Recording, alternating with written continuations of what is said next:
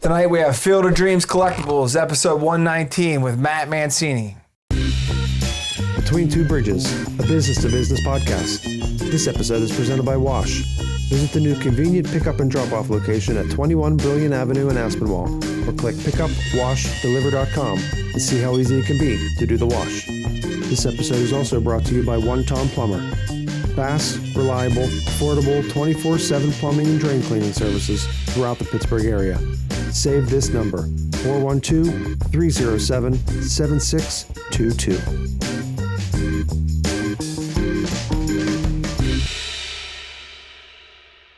Between Two Bridges, episode 119. Got Jerry here. We got a guest, Mr. Matthew Mancine. Is that pronunciation right? It is. Yes, it is. I've known you for a really long time. I don't think I've ever asked you if I pronounce your name right. I usually am just like, Get Mancine a lot. I get that a lot, Mancine, because the E at the end. Yeah. Any relation to the bread folks? No, that's an I. So we're M-A-N-C-I-N-E. That's M-A-N-C-I-N-E. Change it and say, yeah. Probably It's like if wouldn't you're be- from Pittsburgh and your last name's Woolley, like, are you related to Woolies? Fuck yeah. I get it all the time. You know, we grew up just close enough to Vandergrift. There was a Ferrari Buick dealership in Vandergrift back in the day. I remember that. And when people would say, are you related? I'm like, yeah, it's my uncle. Fuck it. My uncle sold cars, so it wasn't totally a lie. He just wasn't that guy that sold cars. I get the bread all the time. Yeah, I And there's bet. a boxer, too, Boom Boom Mancini. Yeah. He killed, like, this last fight, he killed somebody. Killed somebody, so, yeah. That was always my nickname through school was Boom Boom. That's awesome. Yeah. I still You see really, teachers fit the, today. you really fit the build. I look like a Boom Boom. More like a Spatafora kind of guy. Right. So thank you guys for having me, though. Yeah, no, we like bringing business owners on, guys that are making decisions on a day to day. I think you fit the build. You do both. New business owner, how long? Yeah, so we started Field of Dreams in 2024, December. Yeah. We're going on like 15, 16 months now. Yeah. That's a good feeling to get over that first year. And like when I started it, I really had no idea what I was doing and why I was doing it. Honestly, it was during COVID. I started watching TikTok and I just saw these guys that would go on and then like start opening boxes of cards, and they would open packs and people would buy these packs with the hopes that they'd get like the big card in the box. Right. So I started buying into these, and then I started winning cards. And then before you knew it, I had like a collection again, just like I was a kid. Yeah. So it kind of started that way, and we kind of went back and forth. And then there was an empty storefront for maybe a year that was near my house, and it worked out perfect. So I decided to move in, and I remember I called the landlord, and the guy I guess owns all of Gibsonia, and I said, hey, I'm interested in the spot. And he called me back. He's like, what do you want?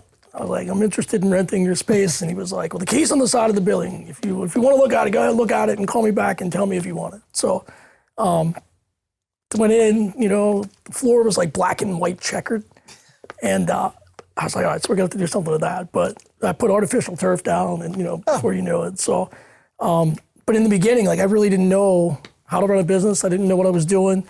I kind of, I met up with a guy on Facebook that I bought a bunch of boxes in advance for maybe like $700, and that was kind of like my starting inventory. And, as you grow and as you learn more about what you're doing, and there's thousands of different boxes now, and there's, $50 boxes to $10,000 boxes. Yeah, it's insane. It's insane because now it's like gambling for kids. They've essentially found a way to get kids to gamble, because back in the day, collecting was, you got a Barry Bonds card, that was your card, that was your player, and you were just looking for those cards. Nowadays, they're looking for, like in the set, like the Optic that I brought here, they're looking for what's called a downtown. And that's, anywhere between like $3,000 to $5,000 card. And you can spend $40 or $50. Like in a box like this, it's $100. So, these kids are spending $100, $200 every time they come into the store just looking to find, basically a downtown or a Kaboom or a different type of card that's going to make some money. Well, yeah, what was it? Jake Paul, the boxer. He had that big one where he was opening with a celebrity. And they opened that Pokemon card. Yeah. He wears it on a necklace. It's worth so much money. He just sold that on the newest episode of, it's on Netflix. It's called The King of Collectibles. Yeah. And he sold it for like $7 million. That's insane. Pokemon card. $7 million. Dude, I saw that King of Collectibles is a great show. It's Is that card worth that kind of money because it's Jake rare. Paul owned it, or would it be worth that kind of money if I owned it? I'm sure that there's only so many of these particular Pokemon. So I'm not really familiar with the Pokemon side. We actually have a Pokemon shop like 3 doors down from mine that does nothing but Pokemon. Yeah, it's not 3 times the volume that I'm doing. So we're only like sports cards, collectibles, but there is a Pokemon shop that's doing 3 times the amount of business that I'm doing. But those cards, you know, from what I know, they're very rare, and there's only a few of those that are still graded to. I think that was the only one graded to a Gem 10, which is the best grading you can get. So I think that had something to do with it. And then Jake Paul. Some of these Pokemon cards, even though they're rare, they end up in the hands of a 7-year-old for their birthday. Right. And they're ruined grade-wise by the time they even make it out of the birthday party. They could be ruined by the time you open the package, because I've seen my son open up a package of cards and I'm like, dude, what are you doing? I know. Yeah, I like sit down, like my kids, I'm like, I'm opening them, like back up. Because I just don't want them, like, you know, you see one of these $1 million cards come through. You could damage a card just opening the package. A lot of the ones you do, like if they're not perfectly centered, or if like a corner's dinged and you send them to get graded, you know, like 10 is the best. It's impossible if they're off center, even on the back of the card, if it's not centered. So like even the printing matters. Hurt it. And you could take it out of the pack and it'd be perfect. But if it's not centered, or if it's cut wrong, it's now not a Gem 10, which is the best grading you can get.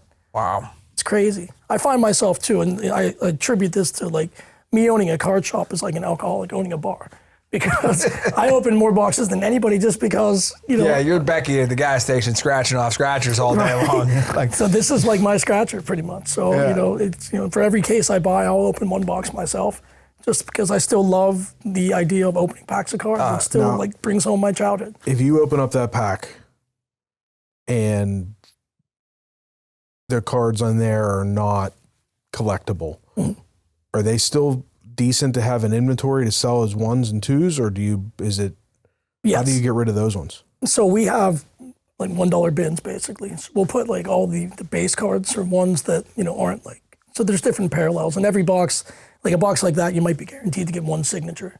But then there's other base cards that, you know, like people will open boxes and say, I don't want the base, and just leave them with me. So we have like $1 bin that, you know, for $10 you get to fill as many you can get in this box. They still have like the card that is like the index of all the cards, and people still try to build the whole set, or that's like a thing of the past? It's pretty much, I mean, there are people, like the older guys come in that are trying to build like a 1964 baseball set. Yeah. Or, you know, but the kids now, it's not about like the set anymore. It's about I how wasn't they even make a money. basketball fan, and I had a 91, 92 Fleer basketball set. I don't know how I acquired it, but it was the card, and it was wax pack still. Like, it was wild. That's called the junk wax era. Yeah. Yeah, and like those sets we used to get as kids, like tops, that like 90 tops, or I can't sell them for $20. Yeah. People come in, they don't want anything to do with any of the sets, 80s, 90s, and it sucks because a lot of people come in and say they had the collection when they're a kid, and it's hard. It's like pawn shop. Well, they'll come in and say, hey, do you want to buy this? But I'll go through, and it's a bunch of things from like the 80s and 90s that just made so many of those cards that none of them, unless they're in perfect condition, a lot of them aren't worth, you know, the $20 you paid for the set back then. So they didn't understand the value of putting 3 Yarmer Yager rookie cards out. They just put 30,000 out. Right. And back then, like every pack you open, you might get a Yager rookie or like a Barry Bonds rookie. But none of them, like, you know, we would throw them at tires and do everything. So none of them were kept in good shape.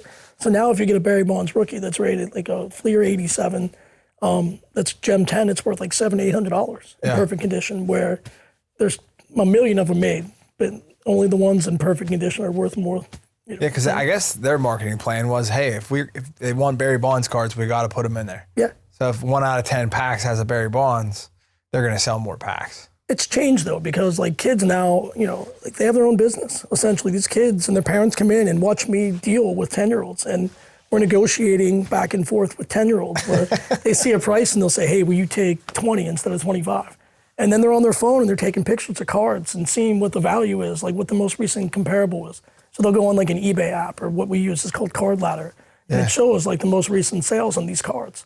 So these kids actually are in there taking pictures to see, you know, what their card is worth. And funny story, not so funny, but kind of funny.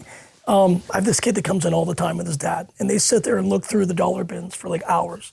And the one time he found like a $300 card, and you know, every time I see him, it's like, oh, I remember that card. So he's all excited. And so I'm thinking to myself, all right, you know. So I was at a show on Saturday. I had a table selling a show, and the kid comes up. He had just left my shop, and he realized there was a show in Wexford. It comes up and he has these 2 cards that I've been looking for. Like I had them, I just couldn't find them. And this kid puts them on my table and he says, hey, you want to buy these? 200 each. He's like, I just found them at your shop. And he tried to sell them back to me. He bought them for $1 and he tried to sell them back to me for 200 each. I was like, no, I don't want to buy these from you. You know what I mean? So I was like, so it's just like, people, it's so hard because I want people, you know, to come, and I don't want to turn people away. But something like that, like you would think that his dad would say, listen, like that's probably not the right thing. It probably shouldn't have been in this bin or something like that. But yeah, it's about like these kids are just in it to make money, and it's not like collecting anymore. It's collecting for how much money they can make and how much they're going to make on that card that I sell them. And they're going to turn around and they sell them what's called like Whatnot. So they live stream every night. Whatnot's insane. Whatnot. It's crazy, and I never even heard of it until Super Bowl Sunday. Mr. Beast, my kids were like, hey, we need to get this Whatnot. Yeah. Dude, there's like a lady like breastfeeding her kids selling purses. I'm like, whoa. They turn on their phone and all of a sudden they're selling on Whatnot instantly. Dude, the ability for people to just hop online and do things is like unstoppable. And what they do on Whatnot, like we didn't have many followers, so we would put like a $1 card out there and like nobody would bid on it. But when you put a $30 card, somebody might bid $5. But if you don't have enough people in your room that are bidding against each other, then basically they'll go for $5, even though they're $30 cards. So the key is to get as many followers in your room so they're auctioning or bidding against each other. Yeah. Where we never really got to that point to build it up. How do you establish followers on Whatnot? Just gotta keep doing it and keep doing it. And it's just like we were just getting beat up so much. Every time we'd go on there, we'd be, you know, making a third of what we bought the card for to try to like turn some inventory. I was wondering that because I'm like, of course, I'm looking at DeWalt tools, you know? Yeah. So I'm like, dude, it went for $395. You could buy a brand new at Lowe's for $400. But it's the same thing with Mac bids. Anytime you're bidding on something, all you need to do is have one other party interested, and you get that 2 people. Now it's like that sense of I won this. How does that Whatnot work? Because I know with like Mac bid, you know you could bid something up to $400, and then by the time you pay their fees and everything else, it's $650.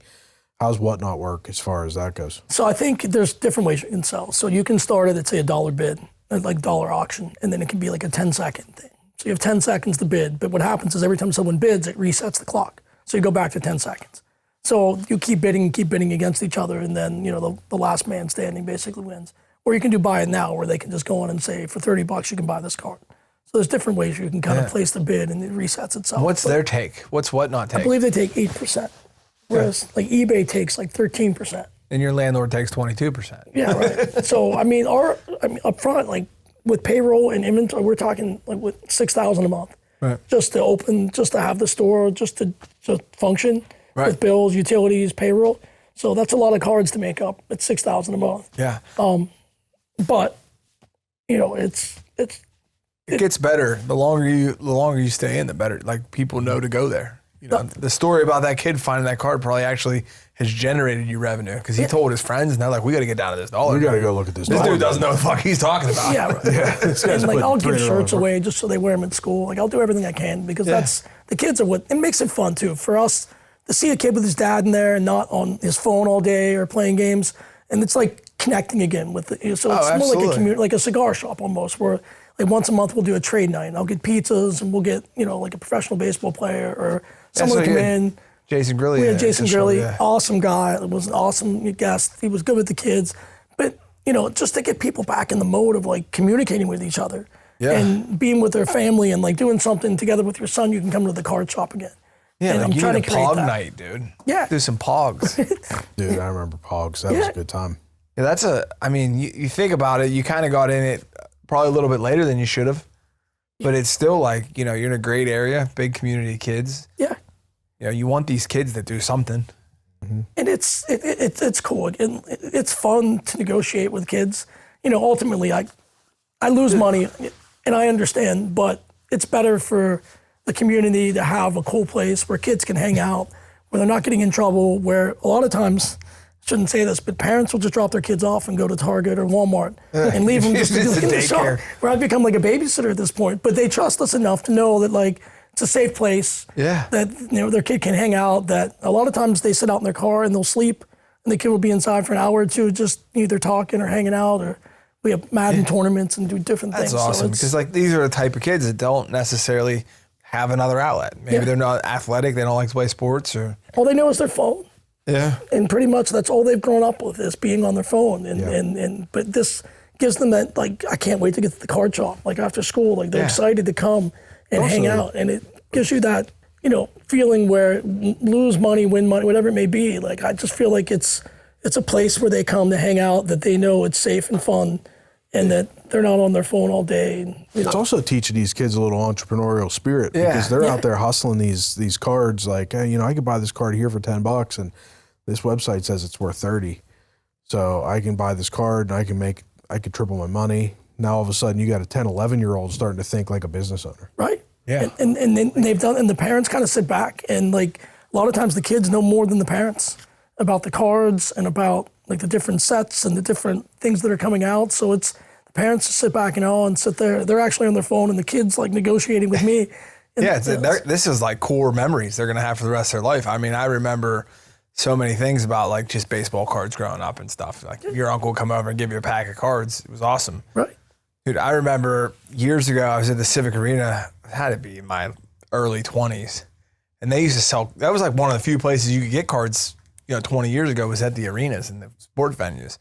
Well, we were all blown out and bought a bunch of cards. And anyone that wasn't a Penguin, because we were all Penguined up, we would throw over F-19's banister. This lady tapped me on the shoulder. She was like, "Sir, if you throw one more card, my son here is going to have a fucking heart attack. Like, can you just give them to him?" And I was like, I had like a bunch of packs of cards. I'm like, thanks for waking me up. You can just have all of them. You started acting like a 40-year-old. I was only 22 at the time. Okay. I brought in about 16 of my own beers, so I had money to buy cards. It was all good. Those were the days. So how old were you when we bowled together? I started bowling when I was 19. So you were with us then. Yeah. I was, because we were talking before you got here. So my dad died in 2003. Okay. And you bowled in that league with him. I don't know if I remember, but. Yeah. So you were in that tavern association league with those guys. Yeah. So that's when I jumped in, was whenever his team like needed another guy. I think I remember that. So I started bowling with those dudes before. That was fun. Yeah. That was, dude, end of the quarter brought a quarter, dude. Brought a quarter. Like, dude, I couldn't have continued that like later in life, but man, I was 20, 21, I looked forward to it. It was the Thursday night bowling. It was the most fun. Everybody had their corks. Like to be on Bubs' team. Dude. And if you've ever seen Fred Flintstone bowl on like his tiptoes, Bubs bowls identical to Fred Flintstone. Same makeup. He always insulted. He used to do a comedy show. Yeah. And like I was his main character in the comedy show. He would always make fun of me, so I get him back in this sense. But like, if you've ever seen Fred Flintstone bowl, like the Flintstones, it is Bubs to the T. Like on his tiptoes, he takes 100 steps between like me to you, and he throws the ball. And it's the funniest thing you'd ever see. And all them old timers, we were young in that realm. These guys were in their 60s. Oh yeah. And they had like books that they kept. If you didn't hit this pin, it'd cost you a dime. I'm at the end of the night, I'm like, how did it just cost me an extra $36 fucking to bowl? Serious? They're just making up reindeer games. Like, remember that strike you got in the second, or then you hit 7 pins in the third, and it cost you $12. I'm like, it's what? crazy. Like, ask anybody. I had a friend that went home every week that wouldn't talk to his wife for like a week because he bowled bad. He would kick the ball return like a 30-year-old man at the time, 40-year-old man that would literally get mad enough to knock the ball off the return. It was crazy. Yeah, it was take it real serious. Motley crew of gentlemen. Oh, for sure. Do you still? I don't. I tore my pinky surgery, and I haven't really. Although I do miss it. It's it's more the night out with your friends, the camaraderie, just being with your friends. I mean, it's fun to bowl well. Like it definitely was competitive, but at the same time, it's just like a night out. Yeah, the trick was always to keep a low average and just go up there with the anticipation of just blowing your average out of the water. Yeah, it's always good to have someone like that too on your team. Yeah. So you're the guys that are going to bowl like 2 something, then you have the guys that might average 140 that may throw a 180. Yeah, that's better for the team. Yeah, so that was a lot of fun. And there was our league was the Taverns Owners Association league, and it was all every little bar and I don't even know if there's still a league. I don't know. I'm not sure. Like a lot of the small bars closed up, but then everybody would go back to their affiliation, Oh yeah. So like if you bowled for Killian's, like the guys from Killian's would always try to go back for at least a beer. Mm-hmm. And some of those nights, man, you'd hit 3 or 4, 5, 6 establishments. That was when back in the day, like people would stay out till midnight or 1 or 2 in the morning. Yeah, He's so being I guess modest. It doesn't that's happen. Like I think COVID kind of killed those days, but like even happy hour, like people don't go to happy hour anymore downtown. Anything. It's not like it used to be. There'd be nights I'd wake up 4 or 5 o'clock in the morning at someone's house. Be like, dude, what? We'd play cards. Yo, I want to go play cards. Yeah, sure, I'll go play cards. I don't have kids. I don't have a wife. I don't have, I did have a job that suffered dearly on Fridays. Fridays I knew were Joe. It was always difficult. I mean, when I got to work on Fridays, they were just glad I wasn't in jail. And I think that's when it was time. Whenever I started getting more into my stepdad paid a price for a lot of those Thursday nights. But bail nights. Yeah, I didn't get to jail once. I mean, only once, maybe twice Thursday night. But yeah, I mean, it was like I was hanging out with my dad's friends. Like I went right where he left off. I kind of just slid in, and then I had that pressure. Like, oh, your dad never went home early. I'm like, my dad's dead. He's fucking like. Turns out, yeah. What the fuck are you trying to do to me here? That's the path I want to go down. Yeah, as I turned 42 this year, I'm like, good thing I'm not in a bullet league. But they had like their nights. That league had like they called the Thursday before Good Friday, before Easter, was like their Black Friday, because like they would get loose, and my dad would always be in town because the whole like them guys, they did it right, dude. I'd be willing to bet they still bowl. A lot of those guys are still in some type of The league. guys that don't are guys that got hurt. Yeah, right. So, and then there was like, at the end when I was there was some bowlers that it got real serious. Oh, yeah. There was like guys rolling in like bags full of balls. I'm like, And like no thumb in the ball, just like 2 fingers. Or like, and just braces. And I was like, dude, I don't know. like 10 man. ball bags. Like, I'm rolling in a quarter barrel. the people bring 3 bags in. Like there's different balls for different lane conditions. So more oil would be like this type of ball. Less oil would be this type of ball. Then you need a spare ball. Now high school bowling's a big thing. Oh yeah, it's Really? Yeah, I mean, I guess like it's all, any sport can, I mean, look, curling's big. Yeah, especially this year, it's huge. I saw they just put a bocce bar in the RDC in Fox. Yeah, the Felino family did that. We're trying to get them on here to talk about it. RDC Park, really? Yeah. Yeah. Where It's a at? bocce house. Not sure, So- but it would be a lot of fun to go. So the big Bayer building, like you make the right past Davidson, there's Bayer there. They're right next door to that. Oh, okay. Old cruise control building. So it's a great place. They got food. It's a self-serve bar. I don't want to give you too much information. We're trying to get them on the show here. But great family. Tony had a bocce court at his house. Then he started having like huge Tuesday night bocce league. And then he had a new house and more people would come. And he was like, I can't keep doing this in my house. It's in Fox Chapel, right? Yeah. Yeah. And so his family built this establishment. Well, I think it'll do well. It should do well. I think. Yeah, So, I mean, especially this time of year. yeah Fuck right. else you There's do. nothing else to do. It's indoor. Yeah. Yeah. It's kind of like the axe throwing, kind of like the same kind of thing, but it's like a building like that, but it's bocce. Yeah, he has, I think they have 6 courts. No a shit. Bar, self-serve, and a restaurant. What's a self-serve bar? How's So that it's work? you credit card, like a vending machine. If you want a glass of wine, it just pours you a glass of wine. No bartender. Oh, that's nice. Yeah. I wonder how that works for insurance purposes, because I know that credit card machine's going to keep running. I don't know if I should keep filling the glass. You can't Shame shut we don't somebody have that off. account. Yeah. But, and the other thing with that, our bowling league, not that we brought you on to talk about our bowling league, but it always ran a little late. You know? It ran into golf season.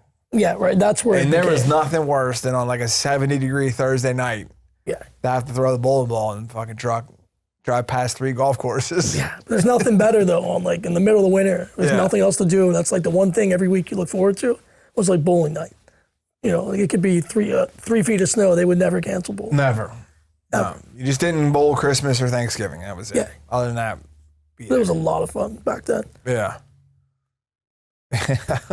But your Bub's reference, I hope he watches this show because it is fucking, I want to go record it. I'm going to have a 42nd birthday party, invite only him, and we're going to bowl a fun fest, and I'm going to We should record rent it. that room out. at So Fun Fest. everybody here Just bring can see balls. it. Everybody that watches the show could see it. I'm going to dinner with him Sunday night. We should take him bowling. Alright. We should go bowling. Okay. Bring Nate, sneak him in there. Give him a good day. Just film it because I thought he was kidding. Yeah. Like I didn't think it was for real. Like when I was like, there's no way he's fucking bowling like this. And legit was bowling. Like I don't even know how like you get on your tiptoes and take 10 steps between me to you. I didn't know how. I throw a never bowling could ball. figure out how he didn't fall. So, you know, Bubs. He Oh yeah. sings the national anthem. Like he's the man. He used to sing at the Moose when I bartended there. He used to sing the I forget the name of the song, but he would sing it every week, and people would go nuts. Like people loved Bob singing. I remember one time they were like, It was his mom, his sister-in-law. They would go nuts. His whole family. There was a dude named Bobby. I forget his last name. I remember. I just don't want to say it. But he sang the same song every week. That song, "Stroke It," by Clarence Carter. Yeah. And it was like, I stroke it to the left, like that one. And one time, like I chose to sing that song, and it was his song. Everybody knew it was Bobby's song, and I sang it, and he was like death scared, like death-eyed me the whole night. It was like I took his son. He was so mad at me because I sang his song, you know what I mean? Because he was like an 80-year-old dude. So he was so angry. But the Moose, that brings out so many memories. But that's where we used to go after bowling, was the Moose. Yeah, that burnt that. And now a brief word from our sponsors. You've got a full plate. Kids, meetings, workouts, side hustles. There's better things to do than laundry. Introducing Wash, laundry reimagined for the modern world. Schedule your pickup in seconds via the convenient web app. Wash picks up your clothes, cleans with care, and brings them back fresh and ready to wear. But it's more than garments. From bedding and table linens to shoes, hats, purses, and more. Wash handles all your life's fabric, leaving you more time for life.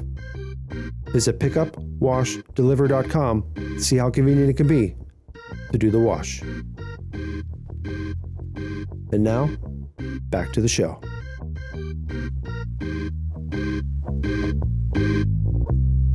I can't believe that person. That place was definitely haunted. I don't care what anybody said. Well, I used to bartend. I used to sprint out of there like 2 a.m. I'd sprint out, scared to death. Yeah, I thought you used to bartend. I'd be petrified. That basement, people were killed there without question. That whole build, and plus the next door apartment buildings and everything, that whole area was pretty rough. I was like a 25-year-old man sprinting out of that building, petrified that someone was going to get me. That's how it burned down. You just left the cigarette there. I couldn't, I'm out. It was pretty scary at nighttime. But so back to the card thing. It's like it's cool. Like we do like night like it's monthly, part of your personality. You don't want to. Have you always been into cards? Was it a passion you've had your whole as life? a kid, probably up until I don't know, maybe 14, where it was kind of like start high school, and I wasn't really, and like cards kind of died out, and then like I didn't really realize even like how big it was when I started the store. Like I didn't realize like how big it is, and now like you go to shows and like the one I'm doing in the end of March in Monrovia, there's 550 tables. Wow. The people come from all across the country just to set up a table, just to sell their stuff, and Yeah, I've always had like a connection with it for some reason. Like, so we had a Target next to our store at McKnight, and like if I went up there to like grab lunch stuff or something, I'd be like, I'm gonna grab a pack of cards, whatever. And they would always end up in the car just kind of like just open, like there was nothing special. One day I gave them to my neighbor off the school bus. I was like, here, dude, like here's like 50 cards. And like his eyes lit up. And I'm thinking like, if I'd have known, like my kids haven't hit that point yet. Like my son could care less, but dude, like these kids were like, oh my God, and they had like the old school vintage cards they'd put in there. It's like, it's Barry Sanders. I'm like, how the fuck's this kid know who Barry Sanders is? Right. But he probably saw it in a card thing. It's great for the game. I think it's great for the kids. Like you were saying. You see players now opening, you know what I mean? Like doing like live rips and live breaks. Like you see, like they're trying to get their own cards. Like, there's a lot of the players that are big collectors too. Now Tom Brady started like 4 stores, I think. Yeah, if it can make money, Tom Brady put his name on it. When you got that kind of money. Yeah.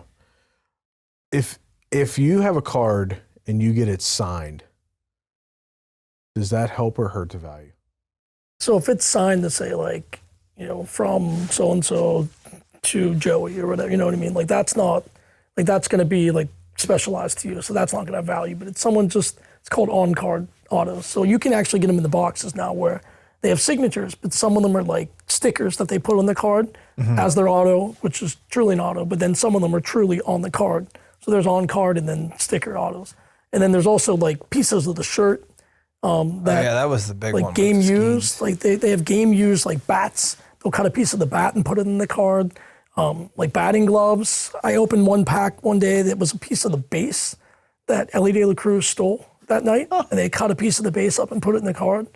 So there's all kinds of relics in the card itself. Really? They used to do that with the Pope's robes. They'd call them relics, and they'd sell necklaces with the piece of robe in there. Similar to that, but like the other thing is like depending on who the card company is. So if it's Topps may have the license for that official game used shirt.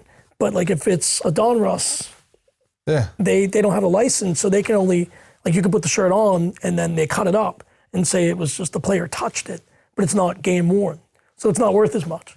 So if it's game worn or game used, it has way more value than something that maybe the player just. No wonder you chucked a couple cards in the dollar bin. Oh, it's crazy!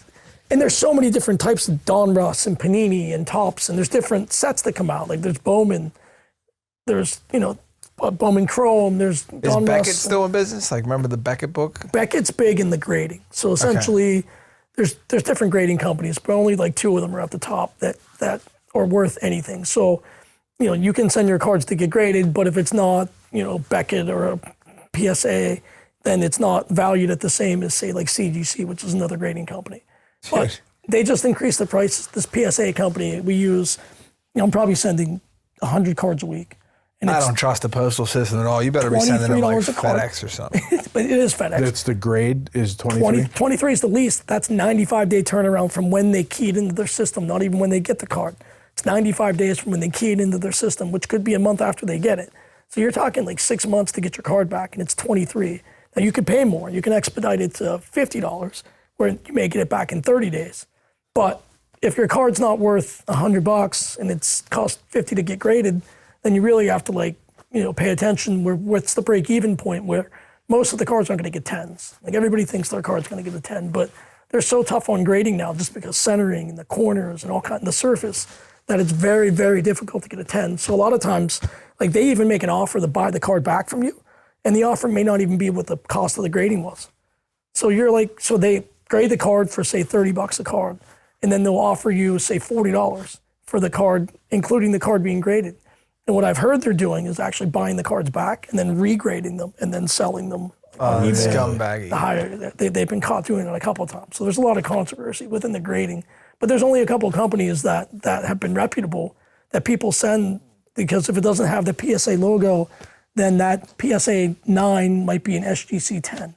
They just don't value them the same. It's crazy. Aging ourselves all the way around, because I'm just thinking of the old Beckett book. You flip through them. So you're sending out like 100 cards a week. Are they customers coming in saying, I want to get this graded? I usually send probably 30% are mine, like that we get in the store that like, if somebody brings in a card that it's raw, like I'll say, hey, we could probably get that graded and take a look at it. So I'd say half and half. Most of them are customers. And what the hard part is that being that the turnaround time is so tough, is that they're calling me saying, hey, where's my card? And I'm like, listen, like I'm not keeping secrets, but it's, like PSA is PSA. So whenever they, send the card or whenever there's a process, I see the different steps that it goes through, but like I can't make them go any faster. They're probably getting 5,000 to 10,000 cards a day. They grade, I think they said 3,000 to 5,000 a day. Yeah. A day. They're faster than the IRS, buddy.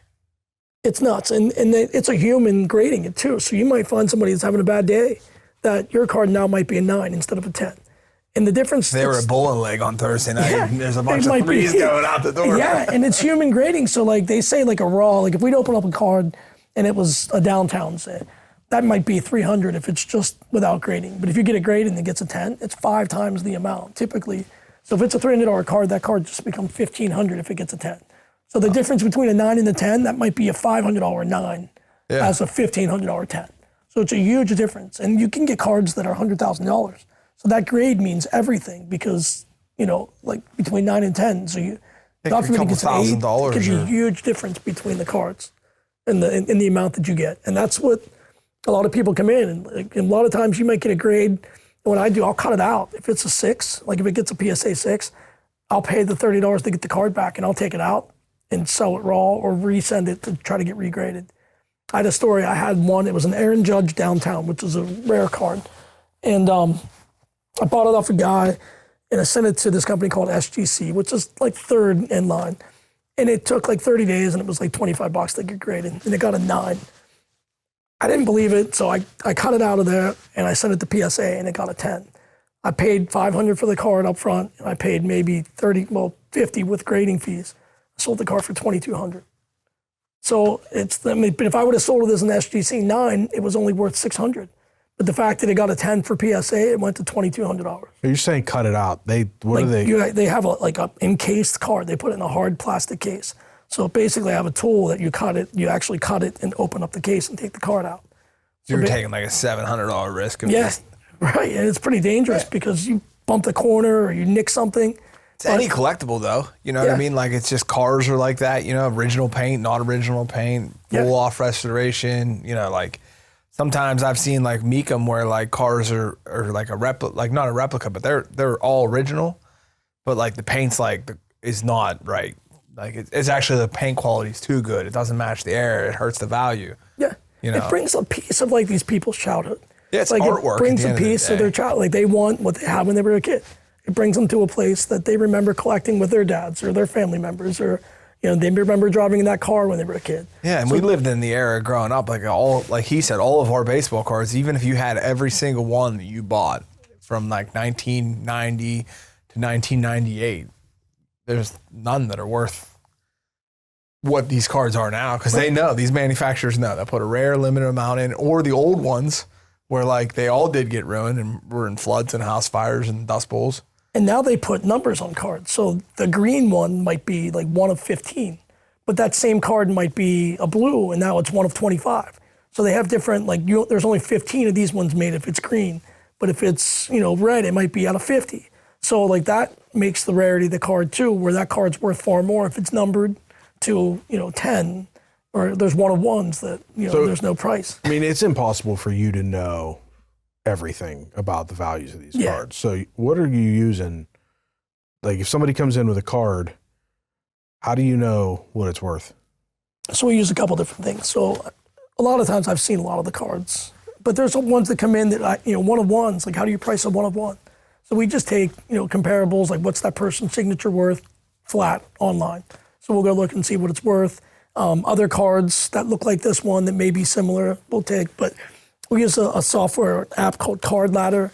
eBay is big because they do a ton of sales. So we'll go on eBay and I'll search. You can take a picture of the card and you can search and it comes up with, all of that card. But that's typically what people are asking for the card. Right. It's important to go to sold to see what that card sold for, because that kind of gives you the last 3 sales. So we base it on the last 3 sales. And then somebody comes in and say, listen, I want to sell this card. I want cash. We usually do about 70% cash value and then like 80% trade. What's hard for me is that I may price a card today that player may have a huge Super Bowl. So tomorrow that card's not going to be the same price as what it was today.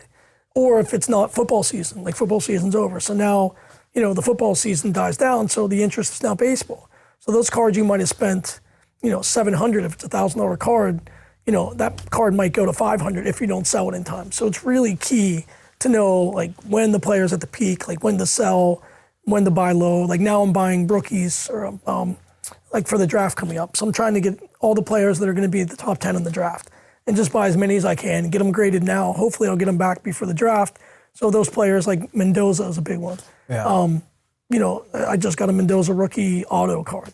So I'll send that to get graded. I'll expedite it. Hopefully I get it back before the draft knowing he's going to be the number 1 pick.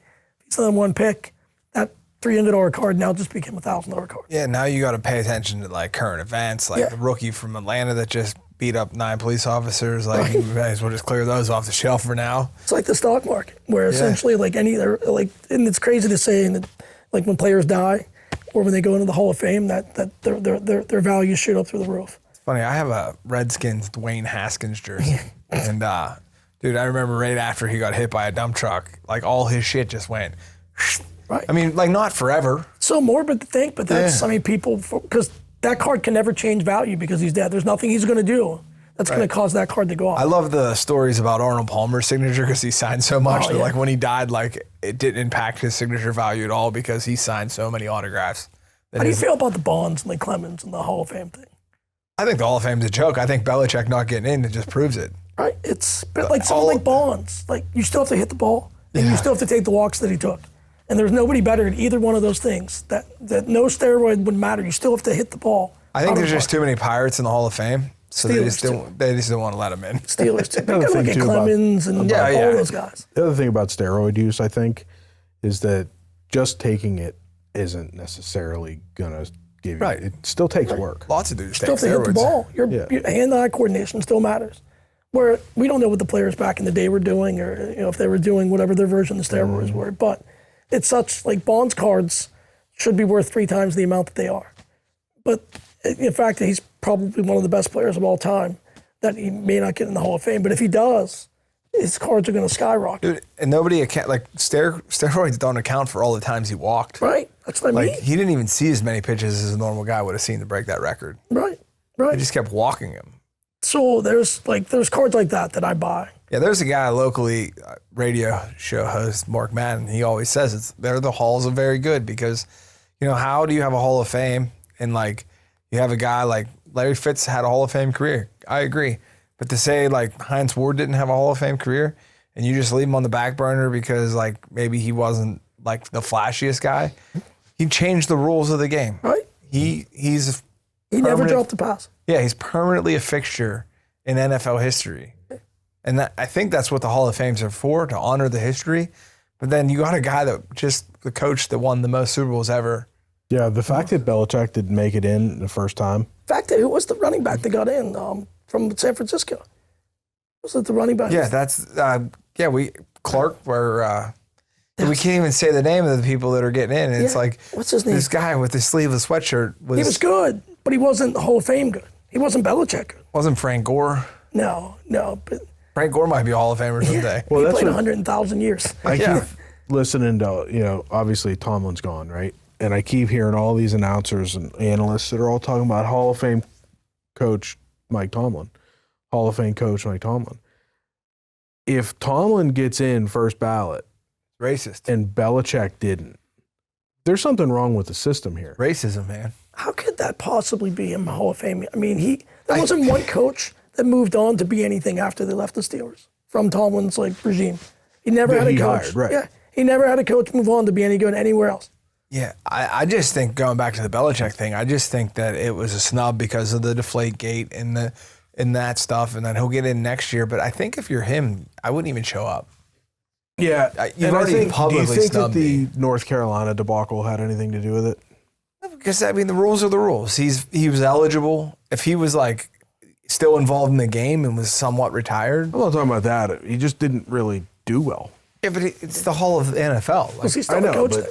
He's still coaching in North Carolina? Or did they fire him? No, I think he's And the still young there. girlfriend too, right? That probably had something to do with it too. Good. Yeah, hey. It's crazy. But the fact that writers are the ones that write you in.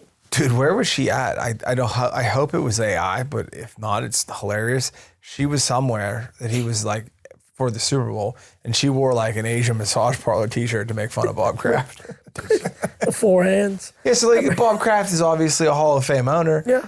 Now he has that massage parlor thing. Do we not let him in? I mean, it's not that Belichick's not going to not get in. But do you think Brady was the reason why they were Do you think Brady's the first ballot Hall of Famer? Yeah. And He has to be. Under the same principles of Belichick, he's not. He has to be. And then Ben's not either. But you would think Ben was. I mean, Ben changed the way the quarterback role was for a big white guy to do what he did and But he had scramble as much. that scandal, and that's what they're basing this all off of. He's up this year, right? Next year. Roethlisberger? Yeah, and if you ask Joey Porter, dude, there's some skeletons in that closet.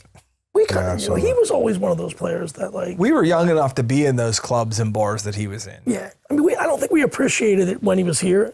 For as good as they were, Antonio Brown and Ben, for what they were doing.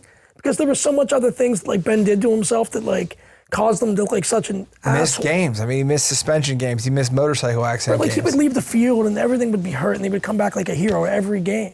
Remember Howard? He's his foot wasn't broke. Right. It was always something, but he would always come back and play and it was that's this every big heroic quarterback, thing. dude. I've been around enough quarterbacks to know they want to be the hero. Yeah. I just felt like it was always a big thing with Ben though. I felt like he was always, had some kind of thing going on that prohibited him from being his best. Dude, and I think back to his younger years and the stories you would hear about him in these clubs and these bars, but I'm you give me that money, let's flip it back 20 years. Give me that cash. Mm-hmm.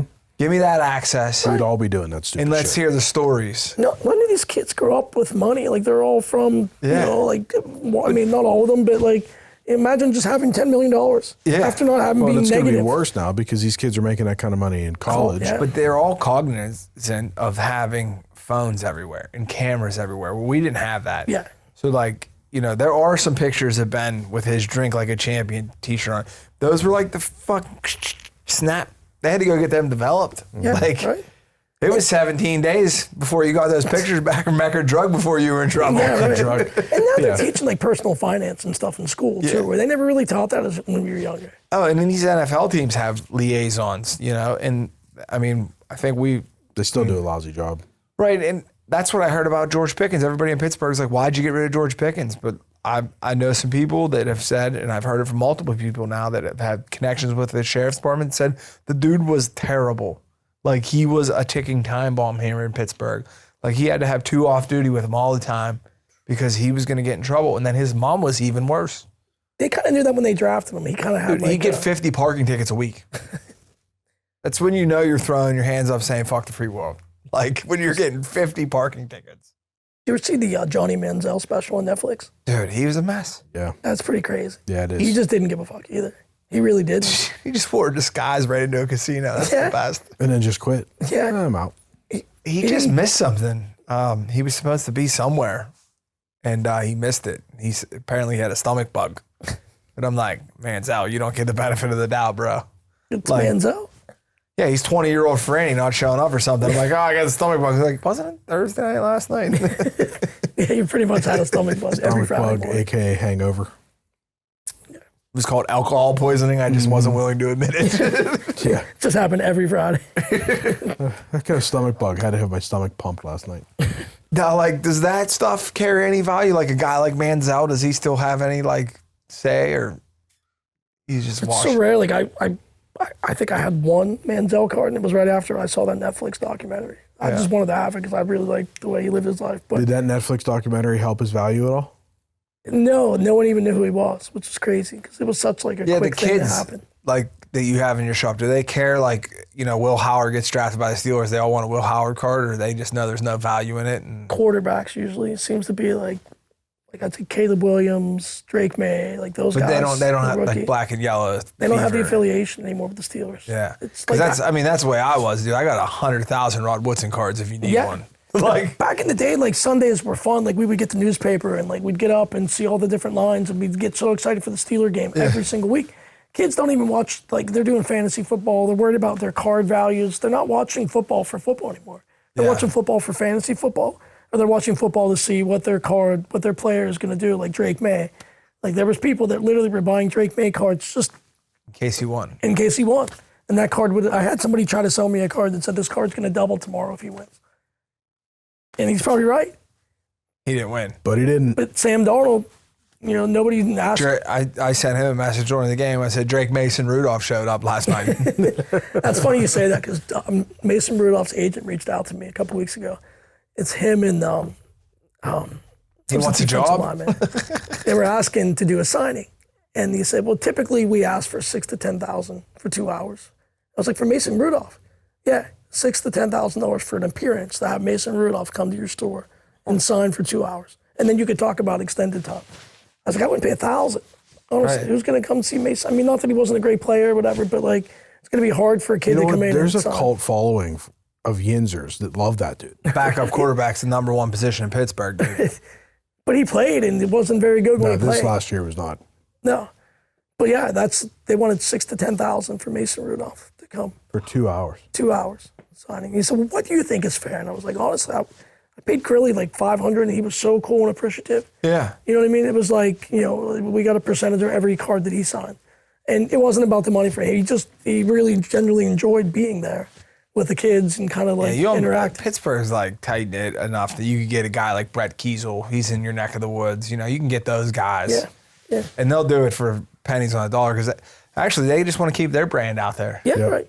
And I Brett Kiesel, honestly, I think would probably bring in a bigger crowd than Mason Rudolph. Right. That's what I mean. I don't know how many people would come for Mason Rudolph. I don't know. I know I wouldn't make my $6,000 back. No. I don't think. God, no. Unless Mason Rudolph could sign his name Wayne Gretzky or something. Yeah, right. Like getting you be hooked up. Somewhere signed left hand. Because I used to sign all kind of cards, Kevin Stevens, when I was a kid, dude. Oh, yeah. Because like all these off the wall like Penguins were popular because we were winning cups when we were kids. Right. So I would like, me and Eric, Tony Emmanuel would fake sign cards. Like, dude, we saw him down at BP. Like, dude, sign these 3 cards for us. I'm sure that happens all the time too. Like, but now, like, you get The them internet, authenticated. dude. Yeah, the internet ruined all that. You get cards that you authenticate the autograph. You authenticate the card itself to make sure it's like a 10. Like, Yeah, and you used it's to get double the like, price. you used to be able to buy Grandma's sweet Mercedes car for like $300 because it was Grandma's car. Yeah. You know, nobody needed it. Now they just they just go and Kelly Blue Book it. They know it's worth 18 grand. You're And fucked. they put it on Facebook Marketplace for 18 grand, and Yeah, and Joey's driving a 1994 Ford Explorer. That's just how it happens. But back in the day, dude, you like people would get mint trucks. Like you get a 5-6-year-old pickup truck, regular cab, $500. dude, I got my first car. I love that story, dude. I Man. had an '89 Mercury Tracer hatchback. It was like the size of an M&M with wheels, dude. But I Those, turned like, vroom, vroom 16, cars.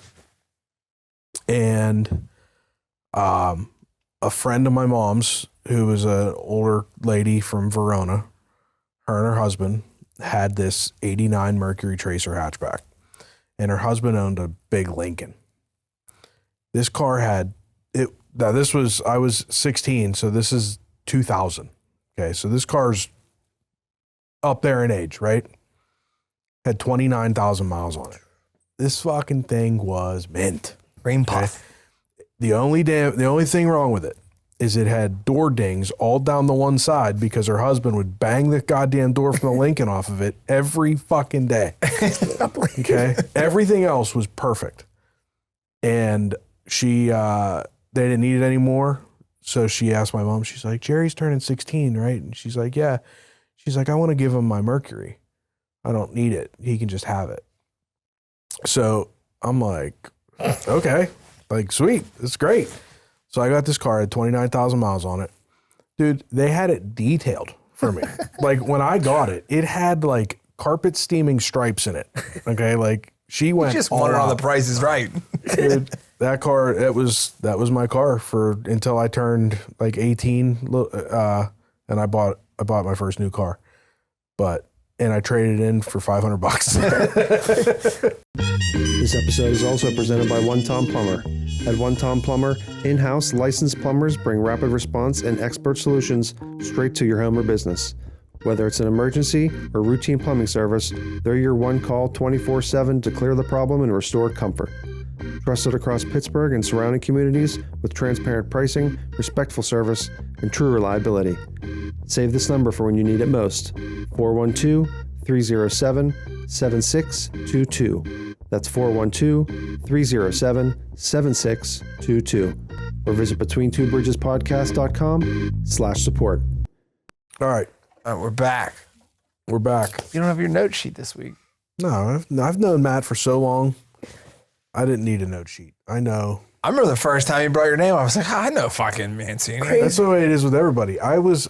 He was at a party, and my buddy Jim Richmond, that works at Calusi, was there, and he's like, "How do you know Matt Mancini?"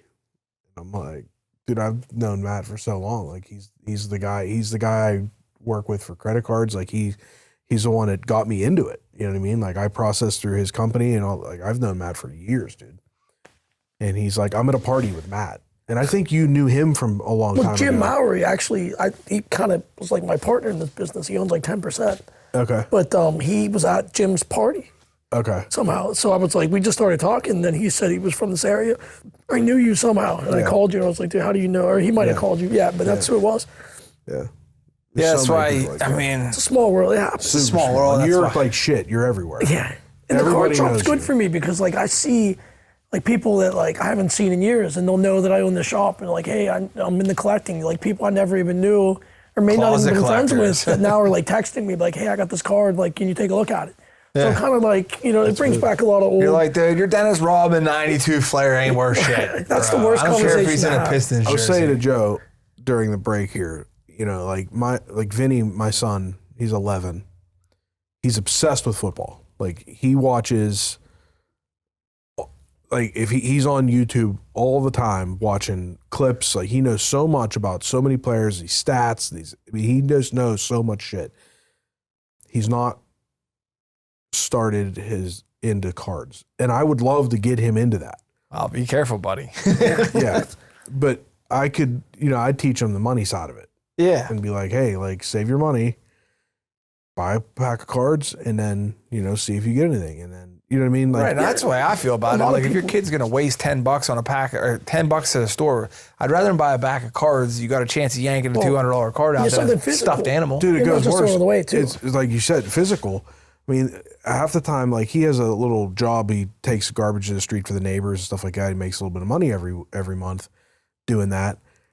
But then, like the day after he gets that money, he's pissing it away on fucking Robux or whatever, V-Bucks or whatever video game he's playing that week, and it's all bullshit. Right. You know what I mean? Like there's nothing physical. There's nothing there. It's just gone. Whereas cards, you have something physical. Yeah, him and I had a whole hour discussion about that world now, and like we got our kids have a PlayStation 5.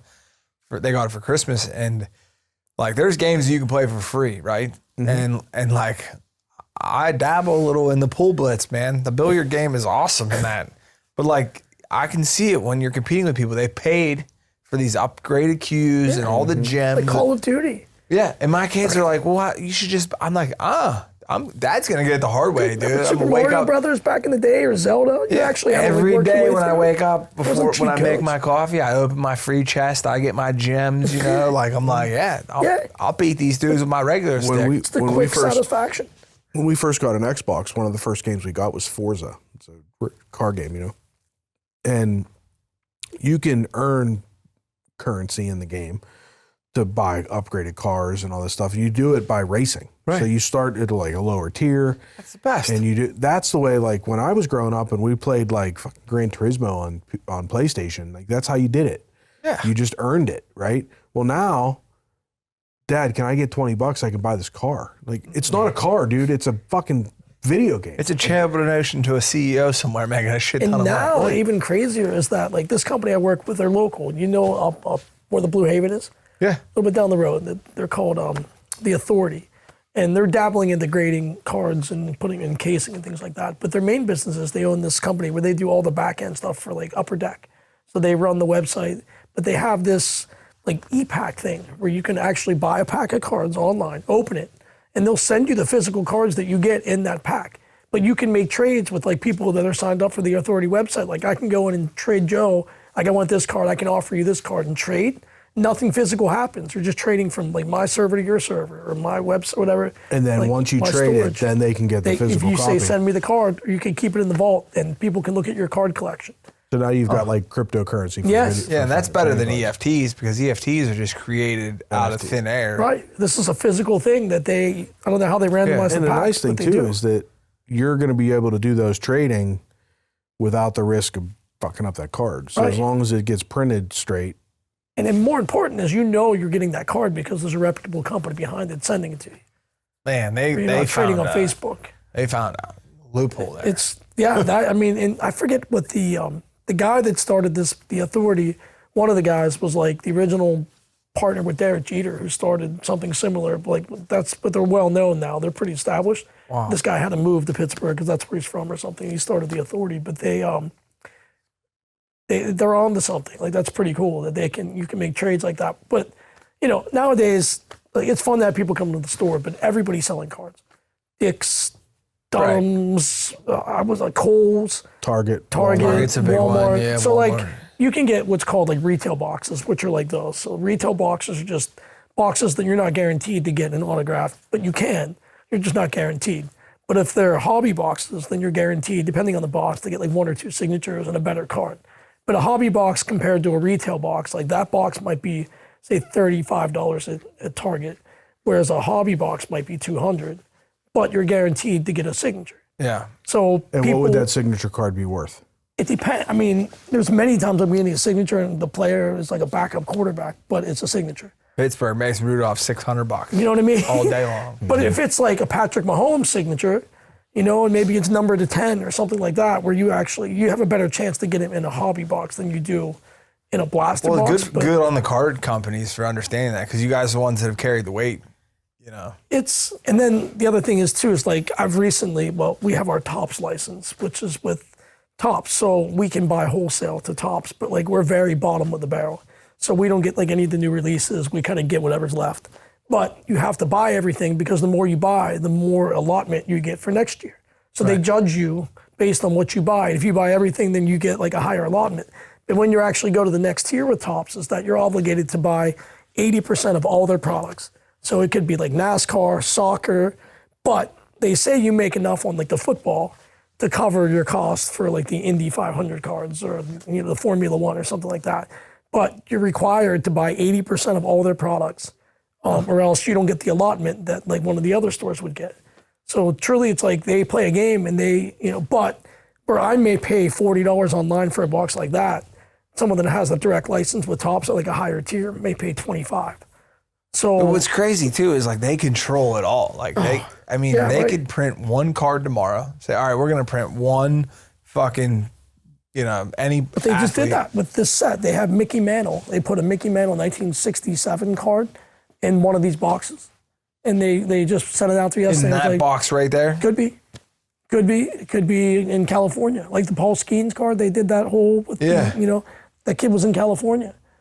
And now Dick's owns it. Yeah, now Dick's owns it. You can go and see it, and I've never seen anybody look at it. And how much is that card worth? They paid $1 million. Dick's paid $1 million for that card. Yeah. So that 12-year-old kid that just opened up a pack made $1 million on that one card. Yeah, and the Pirates offered season tickets for 20 years and like a free hot dog. But number one, at the time, there wasn't anybody that want that anyway, because the Pirates weren't. But that kid was from California. He's never going to come to Pittsburgh and take advantage. So it was just more like publicity for them. But like those boxes, the Paul Skeens, when the people were searching for that Paul Skeens card, those boxes that say typically were $225, $250, were going for like $400 a box, and people were paying it because they're looking for the Skeens card. Looking for the Skeens card. Wow. Yeah, and they try to do that with like every release. They'll do something like that. One of my buddies I went to high school with, he actually just pulled the logo man, which is like the logo, the MLP logo on the card or on the player's uniform for Scooble, the pitcher for Detroit. He was like the MVP the last 2 years. And Golden Auction, which is the one on Netflix, King of Collectibles, he said they offered him like $50,000 and like put it in their auction. Yeah. He offered it to me for $10,000. I didn't. Now, a lot of retail, a lot of companies like, when you're a retailer, a lot of companies when you're buying wholesale have a minimum price that you have to sell it for, so that you can't just start undercutting everybody. Is that a situation? Do you have that with Topps? Do they care what you sell that box for? So I don't really use my Topps license as much as I should. There's a whole situation with that. But what I know is that you can't, like, I have a buddy that owns a shop in Freeport, and he tells me that, number one, you can't like sell on eBay. You can't sell the boxes on eBay if you have your Topps license, and they track the serial code. Can you sell it on an e-com store? Like, can you set up your own website? I think you have to wait a month before you can sell, like anything online. Yeah, because if not, you're just a retail pack seller then. And I don't think like you can sell it for less or more than what they sell. I think you can sell it for more, but not for less than what the Topps website. Like you can, because you can go on Topps website directly and buy directly from them. So they have a base, but they don't set the cap. Like if shit goes off. Like I may pay $25 and I might charge $35. Does Topps track how many have been opened? They have a way to do that. So like if there's a rare card, because like the lottery does that with their tickets. Like if there's is there any way to know like there's already if that kid that got that Skeens card didn't make it public? Yeah. Is there any way for them to know it got sold? I don't think, because like when I sell a box of cards, like I don't, you know what I mean? Like they don't track my SKUs. So so if you nailed like a good card, you might be able to sit on it and let it gain value. There's probably so many cards out there that people don't even know they have. Yeah. The risk though is, what if Skeens, ACL. What if he just has Tommy John has a terrible few years, or he gets drunk and crashes and kills somebody? All of a sudden, that card's not worth shit. And much money people invested in the Skeens, or like the Connor Griffin's another big one coming up. Like I'm talking, like my buddy has a $50,000 collection just of Skeens cards. I mean, look at these guys in the NFL. Wow. They make one bad decision, and now all of a sudden they crash their Corvette and kill somebody. Well, he was saying Drake May, and like you think about the history of the NFL, if you're a young quarterback and you make it to the NFL as a Super Bowl and you don't win, the trajectory of your career Joe Burrow. I mean, Joe Burrow's card 5 years ago was the hottest card on the planet. Yeah. Now, who cares? And Drake May didn't do anything in the last 3 games to like increase his card value. No. I mean, he didn't play well in Denver. I mean, it was snowing and bad. Yeah, Super Bowl, he got killed all game. I mean, I can't Actually, blame it card on him. value, Jackson Dart's cards are probably worth more than his because there's an upside to him. He That got was hurt. The Steelers. That was one pick I thought that we were going to take. Jackson Dart. Yeah, I mean, I don't think we were ready for a quarterback. I think we are now. I don't know. I don't know if I regret it or not. Like, I don't know. Yeah, I was shocked they didn't take him. I mean, I guess we'll to be determined on Skeens, but like Skeens, yeah, great career. 3 Cy Youngs and no playoff games. What does it matter? So I feel like any Steeler. Well, he's on the Pirates. Yeah. Well, yeah, and I That's feel like the what's the matter. Steelers' trajectory was kind of the same. Although this year, the Pirates, their lineup looks they're getting there. much better than what it did. Imagine that's- when Connor Griffin's in this lineup. Yeah, and that's the cool thing with like the local market too. Like with your shop, is like they just brought in Ozuna, and like that card was worth $1 all day long, and now he's a Pirate. So in your shop, you might see an up. Or the kids aren't into that either. It's funny you say that because like I'll have people. This happened over the summer. This guy came in with his son, and they were traveling to different stadiums across the country. He's from Chicago. He was like, every city I go to, I take those cards, like Pittsburgh. So he had a bunch of Pittsburgh cards that I bought from him because in Chicago they're not worth half of what they are in Pittsburgh. So it's funny you say that because it does. Because people do that, like the stadium tour, and they look for the local card shops, and they stop at every one of the card shops. On the That's way. awesome. So it's so like, this guy I think did 27. Like Baltimore, he was going Pittsburgh, Baltimore, Washington. That was like the last 3 he had. But he had a 12-year-old. He's like, we've been to every game or every city with this 12-year-old. Fucking spoiled brat. Can you imagine how much that costs? Right? Dude, I went to Three River Stadium one time before I turned 12. Then I was back here when they blew it up. Dude, I remember when I was little going to a Pirate game, and all I kept thinking was I saw that field for the first time thinking, man, that is so green. Yeah. How do they get grass like that? Yeah. I was there for the Jason Kendall game when he broke his ankle. And this bone was sticking out of his, it was like pointing outwards. Out of his ankle. I was on the first base. He was screaming at the top of his lungs. Definitely Crazy. silent. Yeah. That was hard to see. I watched Jay Bell get hit in the head with a 2-liter of Pepsi because that's when you could bring your own food into the game. Dude, and someone fired it and hit Jay Bell right in the head with it. Like, it was the one with like you used to make the fish aquariums out of with the black bottom on the bottom. Remember those ones? Wow. That was bringing some heat. Was it full? A piss, I think. Jesus Christ. That's a I was like, what a concussion. move. This guy's got CTE from a 2-liter bottle of Pepsi. So why don't we open these boxes? Let's open Let's them do up. it. Let's see what you got. Maybe we made $1 million. you have a knife? Yeah, I do. We got something we can open a box with. I do have a knife. We're gonna let you do it because we don't know what we're doing, so we don't want anything to happen to him. I'd spill icy light all over him. That'd be worth $1. Once I get them open, we can open a pack. Get a close You up gotta on sit this. over there I gotta sit over here. Why is he gonna sit over there? because he's on camera over there. Thank you. All right, come on. Moving over. I want to see the Mantle card come out. Flip this fucking table. Let's do that one too. What if you just pulled the Mantle card out? It's a sharp knife, buddy.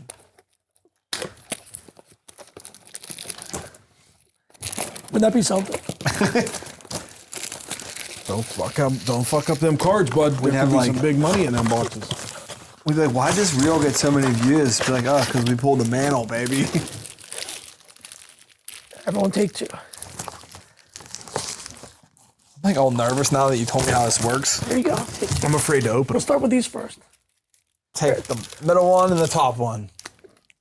You want one, Nate? Come on, get in here. You can open a box of cards or a pack What's of cards. the trick to open this without damaging the cards? All right, so to the back, just push them up like that. It should just easily come out. And what I like to do, because the better cards are on the bottom, I like to turn them over. So don't look. Turn them over. So these are what they call the base. But as you get towards the back, that's where the Look at better this cards guy. are. He's already dropped them on the floor. No, Wait, there's better that cards. pen. The better cards are on the bottom. Yeah, so like the first 10 may be base, but then you'll start to see, like as you get towards the back, that's usually where like the parallels are, or the signatures are. This is like legal gambling right here on air. Oh, Mookie bats right out the gate.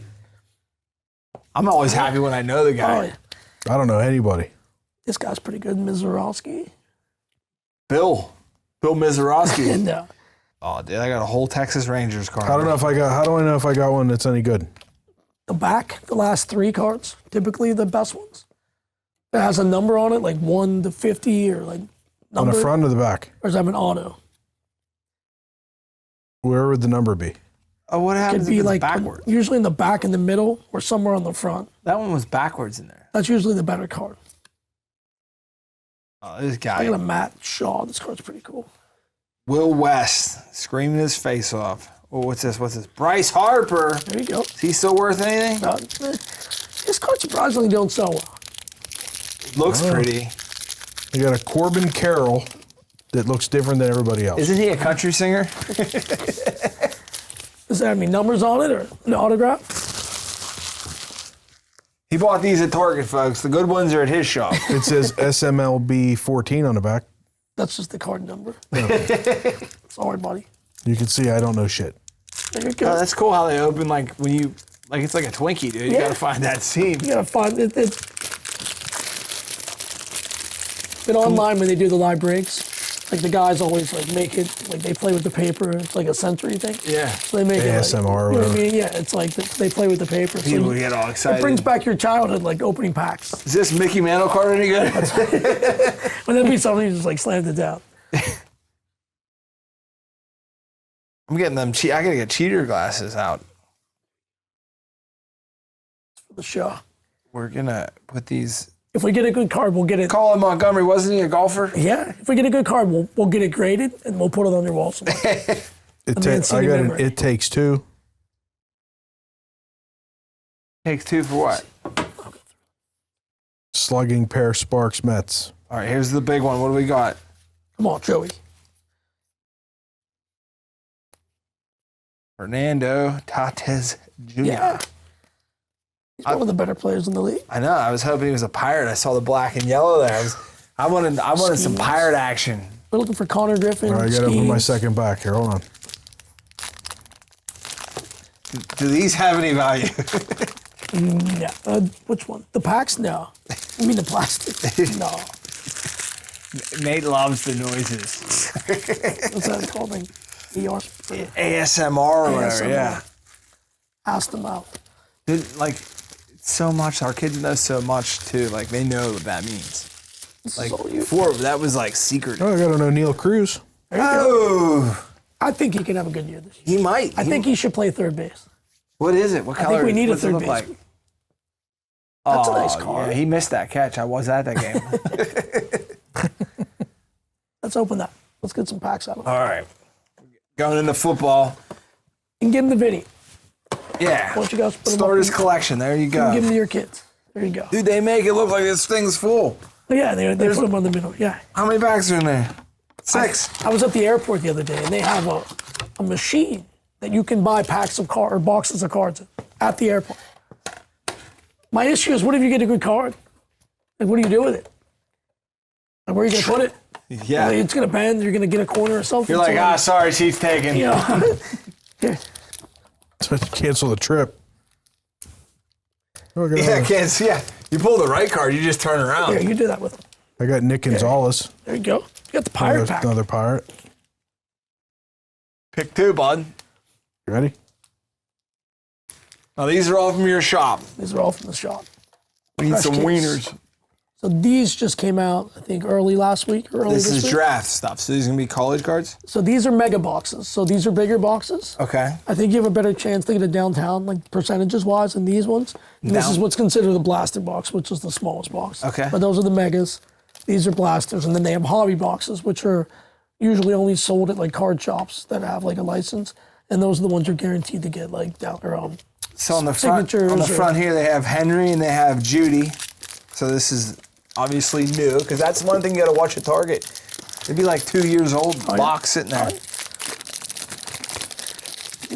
You get the gypsies at Target that literally do nothing but wait for the lady to stock the shelf, and then bring them to the card shops to sell them to them directly. Bring 'em to Especially you. Pokemon. Pokemon's really big for that. You just send it next door. They literally come right to the shop next door. Yeah. And like, it's, Okay. But you said the good ones are at the bottom, so you got to open it and then flip it without looking. I did. There's your tip of the So day. I got a Dante Thornton Jr. that says rated rookie. Number 279 in the back. on these ones, He was the guy that just got arrested, bud. the first 2 cards are usually the best. Like the silver ones. Yeah. The football, these first 2, those are the ones, the rated rookie. So my rated rookie was Mitchell Evans. the tight end. I got a 2-2 Atwell. No good. Dude, I got a Theodore Ferguson, tight end from the Rams. Good player, but the big one right here for our Cleveland fans, we got the Shador Saunders card here. Rookie, that's I good. got And Ayuk. I just heard that they're going to build a stadium named after him. Really? Because he made the Pro Bowl this year. Thing you're looking for in these, it's called downtowns. So you're looking for downtowns. downtowns. I got 3 rated rookies in this. I got an Eli Manning. There you go. Oh, this Super Bowl MVP Kenneth Walker right here, boys and girls. Not a downtown though. That would have been nice, I guess. Where does it say downtown? You'll know in the card. It's like real silver and nice. Sometimes they're side to side too. Zach Charbonnet. Mike Evans. Evans. That dude was on like a regular 90s Fleer card too. We got Calvin Johnson and Kenneth Walker in this stack here. They have a little bow to him right out the package. Is that normal? That's just the way the Domino's prints the card for some reason. They'll flatten. Like if you got a great card, you just case it. If you get them graded, they'll put them in one of those hard cases that make them straight. Or if you put them in like one of those like magnetic ones. Dude, I thought it was wild in later years of my life. I have a Yarmer Yager red light card, right? And that was I forget who made those cards. It might have been back at or top Upper Deck. Upper Deck. They do the only ones to do hockey. Yeah. So it was a red light special, and they put on the card if he scored a goal on this date. Like each player had a different date, and when they scored, you could send in the code from the card, and they sent you all the red light cards. And Yager scored. I went nuts. That's like hitting the lottery. Yeah, I was like, this is so cool that they did that. Like, see, like that's just the way they are. yeah. I didn't know if maybe we got a rare pack that was like, so it's not like coins. If it's not printed right, it's not good. Right. Like the centering matters of the card, like the bend like that matters. There's a lot of pressure now that we know that these things. Yeah, I used to just tear my teeth into these. Any Mickey Mantles over there? No. See, like this is like a blue aqua insert of some sort. It's not numbered, but it's just a different color. You get one per pack. Something special. Like yours might have been like a silver, they call them. Yeah. It's just like a silver card. I got to light it up. Travis Hunter, number 4. Let's Good card. That's probably like $10 to $20. Yeah. Shit. Like these ones. You know what I mean? They're like silver. I'll show you a picture whenever. I think I got 3 rated rookies in those silver card in mine. I got 2 rated rookies. I got a Torrey Horton and an Alfred Collins. Shad Bateman, hate him. He's a Raven. Puka Nacua. Let's One of go. the best receivers in the league. Absolutely. If I can find it downtown for you. So see. how often is it, how rare is it to get a pack that's got significant value in it? Panics. It depends on the box. Like a blaster box, like one of these, I'd say 1 out of every 10 boxes. Oh, we got a jersey card, bro. Yeah. We got the tight end from fucking Penn State. What's his name? Tyler Warren. There you go. You see the thing about these? It'll say in the back, This is his jock strap It'll from say- practice. it's guaranteed, but it's not game worn. But they have to reiterate that on the back if it's game worn or not. Because they've been down that road Because before. I guess licensing and different things like that. Well, and So his jersey, that's a I great want to see card. that. That's a great card. But the It's a difference is local. like, so up until this year, the NFL license was owned by like Don Russ and It's the not Penn Panini. State. That's the Yeah, right. Colts. So dude. Panini had the license, but now Topps and Fanatics have taken over the football license. So this is the last year that they're going to make a downtown card, or it's going to be a licensed downtown. And what that means is that the shirt, like say it says like Falcons, well now it will just be like a black shirt. It can't say Falcons anymore. Or So it'll they just say, wore in practice. yeah, it'll just be like an empty helmet that won't have the logo on the side of it. That was the tight end. He was from Penn State, right? Oh, he was? Yeah. What's his name? Warren. Warren. Yeah, he was a boss at Penn State, bro. Your wife probably is a big This fan. kid's pretty good too. Cam Scatterboot. I know. That's what Yeah, I wish that's a I had good his card. jersey card. That would be a nice. R.J. Harvey's probably one of the better running backs. Dude, like, and that's the thing. Pretty Like, good pack, Puka. So this jersey card, Mm-hmm. what's this worth? $5 to $10. Oh, okay.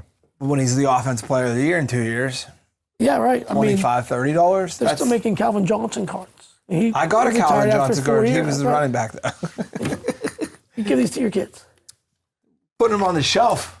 We need to get a good card. Did you open your second pack? I did, yeah. I got Alfred Collins, that's a rated rookie. A Torrey Horton, that's a rated rookie. I have that Travis Hunter lighted up card. I have a Steven Jackson, Cortland Sutton, Kurt Warner, Devin Hester. Kurt Warner, dude. Was he like stocking shelves in that one? We should have. He's an announcer somewhere, I think. What's that? Isn't he on TV? Yeah, he does. He does. I don't know, Fox. So these cards are all numbered on the back, right? Mm-hmm. Like the Kurt Warner card's a number 27. Does that number affect the value? No, that's just saying there's all 300 cards in that set. That's number 27 of 300. Now, if that was on the front of it, if it said like 3 of 10 or 3-10, that would mean there's only 10 of that particular card made, and now it's worth value. Man, there's so much to know, but like, how fun is that? Like, but it could be this card. It looks exactly the same, but if it's black instead of green, it might be numbered to 10. But it's the same picture, just with a black background instead of green. And that now can it's jump. That now can it's out of jump 10. the value. And that's going to bring the card to, like I said, if it's out of 10, there's only 10 of them made in the whole country, the world.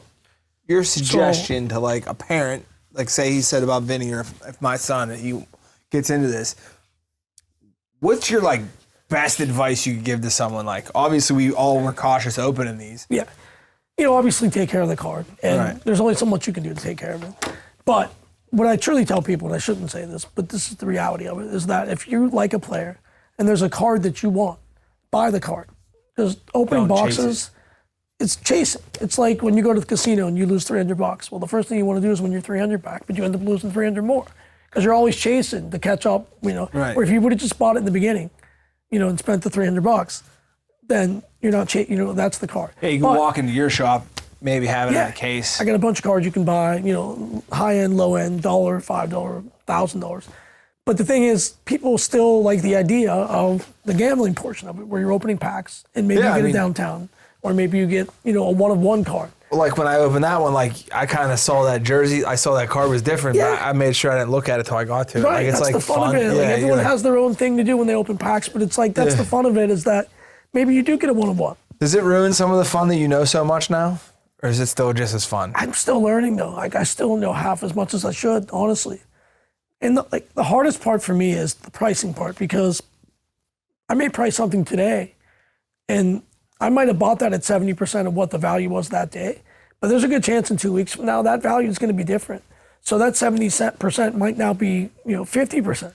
Yeah, because you don't do consignment. Right. Well, I do a little bit. A lot of the memorabilia stuff, like we have a ton of memorabilia. Like that's a Heinz Ward Super Bowl MVP signed football.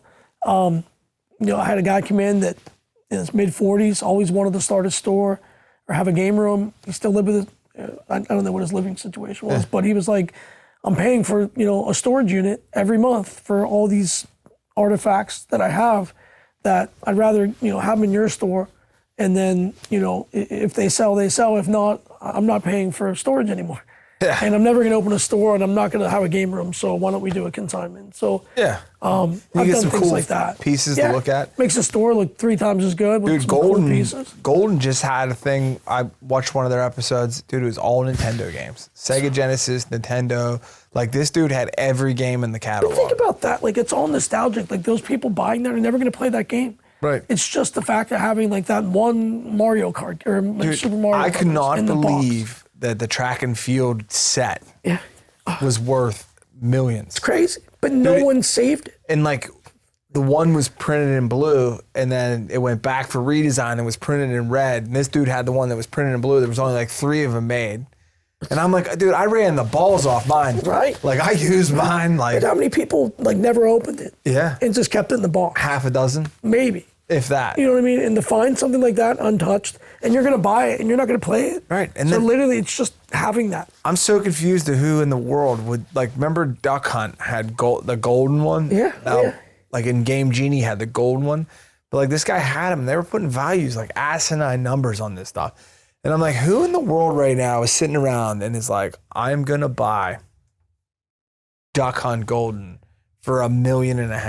Yeah, I just saw a video of a guy walking around a convention with all these people selling old video games, and I thought, man, You had them all. Let's say, yeah, Right? We played it 1,000,000 times. The Legend of Zelda, Super Mario, Mike Tyson Punch-Out. Remember that? Oh, dude, I have a framed Mike Tyson Punch-Out I picture. Where it's autographed. I bought that recently. And, I love that picture. What'd you pay for it? It's $150. $150? I got ripped off. I was drunk at a golf outing. I think I paid like $250, but It went to a good cause, hopefully. it was worth it. Yeah, it was the Chuck Knoll Foundation. Yeah, somebody's benefiting. Yeah. But what it is I think these people that have that kind of money to pay for those items, they don't care what it is. Yeah. They're buying it because it's rare. And they feel like if they keep it in their stash, that in 5 years from now, they're going to sell it for $2 million and make $500,000. And this stuff never loses value. It doesn't. Like if someone's willing to pay $1 million, someone's willing to pay $3 million. Yeah. Just got to find that buyer. Yeah, because there's always seat.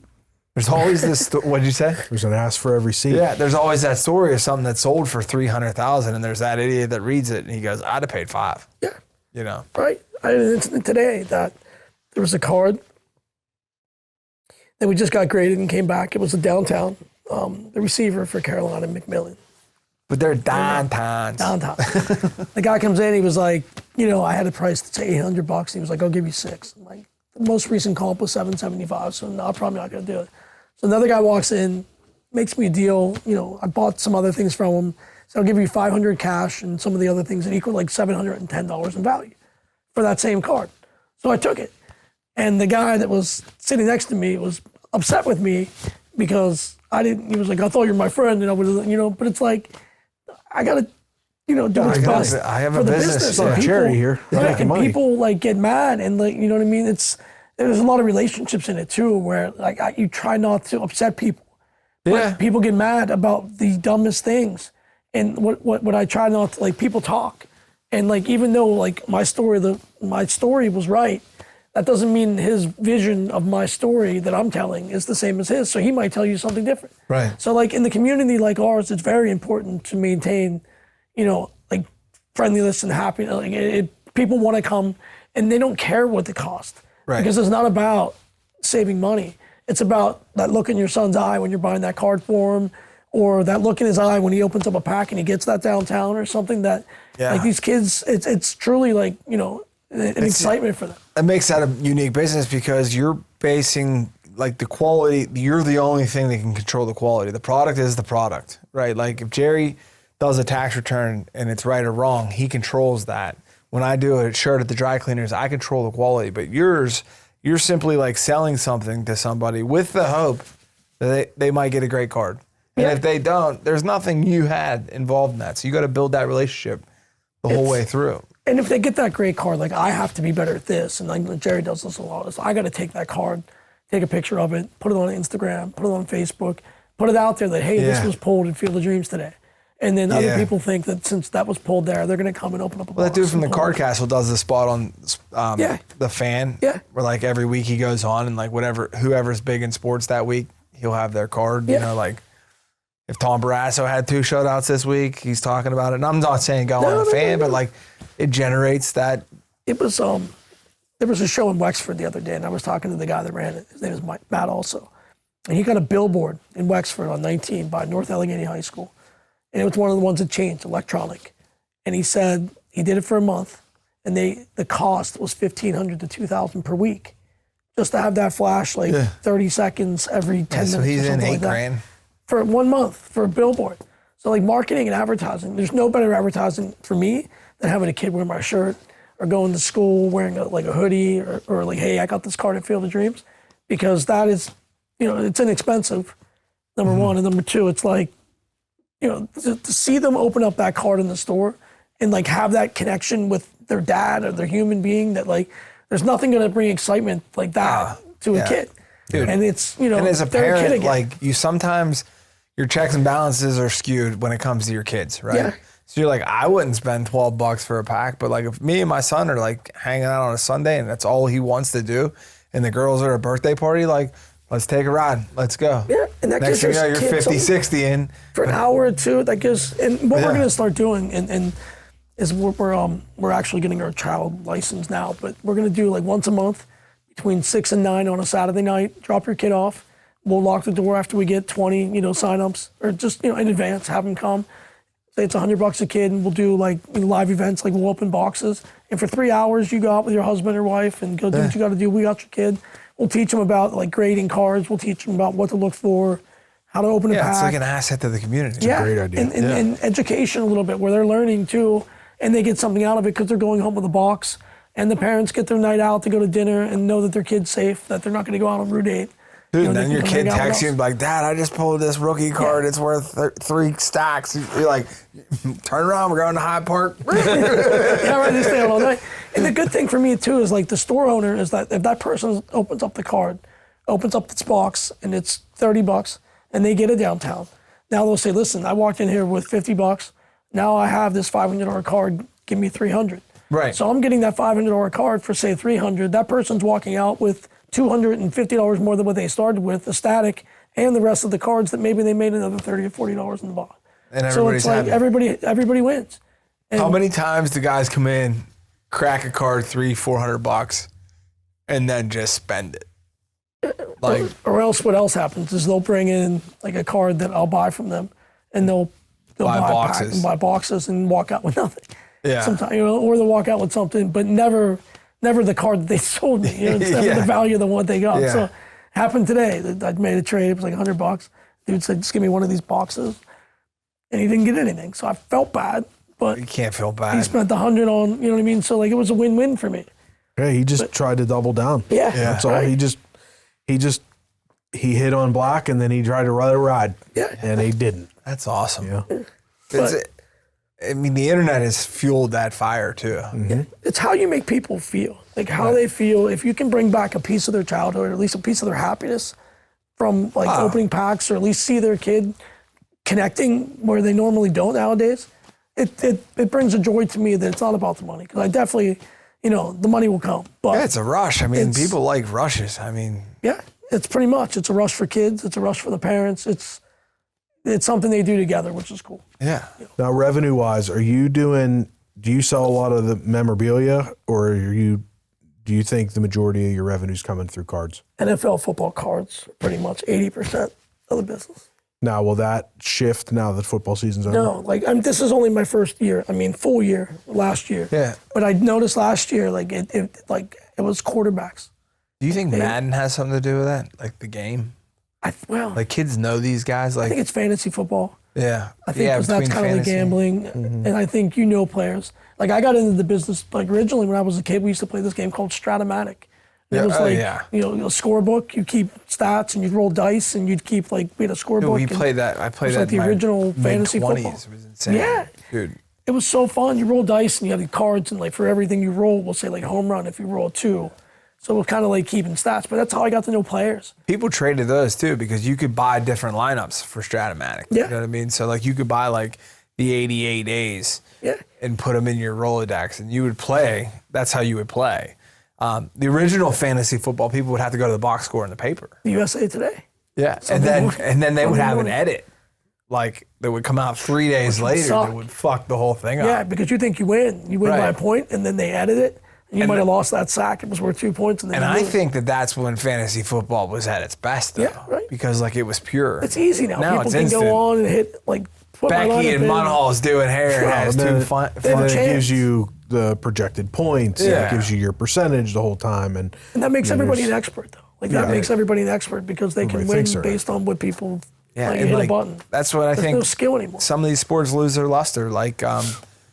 The college hoops is always going to be what it is, March Madness. But how cool was it when you were in high school and you had to wait until after you got out of school to know these kids are pulling it up on their phone. Instantly. When we heard Coppin State won in Pittsburgh, dude, it was mayhem in the streets. Yeah, right. But we were all in Never school knew. and didn't even know it happened. I did this part of this fantasy football league I'm in. They would do a March Madness auction. So people would basically bid on Teams. teams, and teams got to be $15,000, $20,000, And the way they did them though, for every round that team made, you got it was like $2,500 for round 2, or there'd be well over $100,000 in the pot, and then like Duke would win. So you had Duke, because you might have spent 25, but if you lost and didn't make the Final Four, if Duke got one of those teams got knocked out in the first round, you just lost $25,000. you were on a hook. So it was crazy. It got pretty. Mark Madden was in it. His team was called the Hebrew Hammer. I think there's a guy that calls that it on a your show. tax return. Is that a charitable donation? But I think there's a guy that calls it a show called the Hebrew Hammer. Or used to be. That was their team name. But he was always there. That is like the definition. Like at some point, it's the definition of insanity. But like once you latch your brain onto something and you're like, I'm gonna succeed, dude. Let's go. I mean, I bet on my own golf game. I'm 13 handicap, so every once in a while I leave the golf course. I'm like, yeah, dude, you're not 20 anymore, bro. Like, you suck at golf. That's one sport like that. I've been playing since I was 13. I'm a 13 handicap. Yeah. I don't play. You have to play in though. You have to play because your short game is what wins. Doesn't matter how far you hit it. Yeah, if the putter's on, the putter's on, but the putter doesn't just wake up one day and start making putts. Yeah, right. They're like when I played in college, like when we were younger, there'd be days I'd hit 1,000 putts. So it was like muscle memory at that point. Right. How many people are hitting 1,000 putts a day? They go out and play golf. They think they should be good. Right. And then throw clubs around. People are like, remember when you were scratch? I'm like, yeah, I remember. It took a lot of fucking work. Yeah, right. No one realizes how hard it is. And like people are like, I'll hit putts in my office. But that doesn't help. Because now when you get to the greens are different. You can't hit putts you can't work in your living room on a putting game. You need to go to like Brackenridge Heights at 5 o'clock at night with a flashlight and hit putts for like 4.5 hours. Yeah. And hope the dude doesn't set early. Chips too around the green. Because it's all muscle memory. I used to play at Wildwood and they'd have like the grass would be a foot high around the green. So you couldn't get under the ball to like put any spin on it. Yeah, so things would just like shoot out because you couldn't. You gotta learn a new approach and that's the other thing about country club goers, like people that play the same club every day. Like, dude, now you know all the bounces. Right. They call it a member's bounce for a reason. And where to hit the ball. Yeah. So once you get that dialed in, if you're a 7 handicap and you play the same course 30 times, you're gonna be a 1 or a 0. Yeah. And I'd rather play with someone that hits the ball 250 down the middle all day and chips and putts well than to play with someone who can hit the ball 350 and 1 out of 3 fairways, he's looking 3 fairways to the right. That's where I'm at now, dude. I like people. You're going to lose to that guy every time, though. That's the crazy part. Doesn't matter. Like I was the same way. I swing like crazy. And I hit the ball a long way, but I might hit it this way once. That was my whole golf game when I was really good. I just bored people to death. There was nothing flashy. They're like, this dude's center of the fairway, center of the green, 2 putts for par all day long. I'm like, it's an easier game. That's how you win. Right? Get a couple beers in you and you want to rip it 350 or 3 fairways over. Now you're like, I'm going to draw around this tree. Hit that tree. Now you're fucking hitting that tree. And then you're pissed for 3 holes. Then you got a snowman and you're done. Then you try to make up for that next hole and then you're angry about that hole and then you're done. Yeah, you take a snowman in a golf course, good luck breaking 80. Yeah. So like now what my golf game's changed is like now my goal is 5 on every hole. That's 90. And if I get 3 pars on the par 3s, I'm good. I'm golden. I throw a par in there. I don't even need to birdie anything. I shoot 86. That's the goal today. That's a great game. That's a lot of fun. You're not throwing clubs. Yeah. Yeah. I'm not. I haven't thrown I was on a golf course with a kid in a match. He threw a club, hit a kid in the esophagus. They had a life flight from the golf course. And I made a rule that day. I'll never throw a club and I'll never play golf with anybody that ever throws a club. Like if they throw a club with me, done. Like I won't play. I was at a course once. My buddy had just joined this club in Ohio and it was really nice.